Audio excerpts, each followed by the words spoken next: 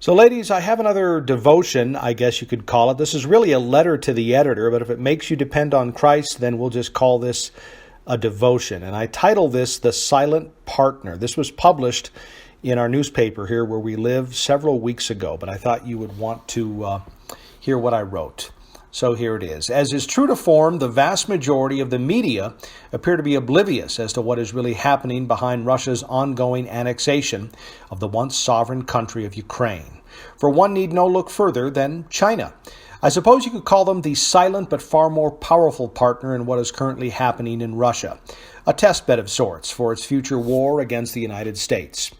With still no real explanation as to what happened to the SSN Connecticut, that's a sub, by the way, ladies, in the South China Sea, and no real confrontation of the ongoing daily attacks that are now being waged upon U.S. military assets, again, those are satellites, in space by both Chinese and Russian forces, it should come as no surprise as to what is really coming.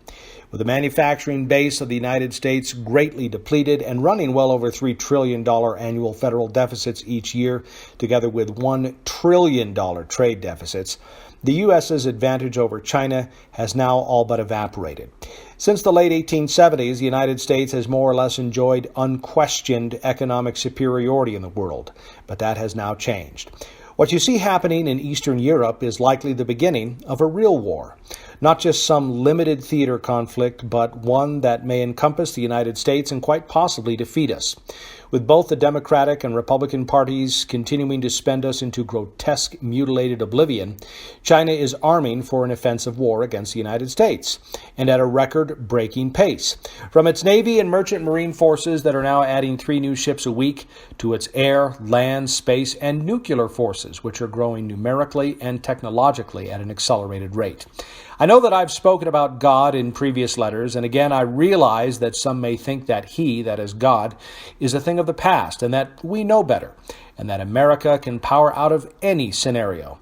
Certainly, our political leaders would have us think that we can, including a sizable number of so-called conservatives, that somehow the right people will come along and turn things around. But I do not believe that to be the case at this late stage. Instead, we need to prepare as best we can for what is likely ahead.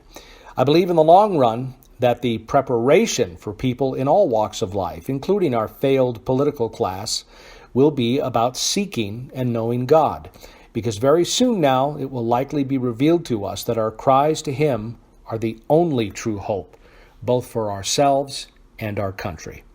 Well, I don't think I need to add to that. God bless you both.